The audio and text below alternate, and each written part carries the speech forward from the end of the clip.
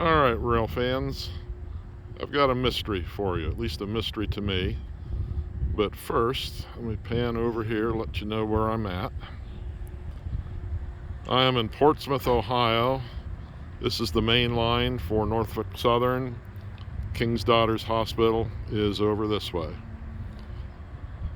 Over here on this spur, there are places where there's water hydrants.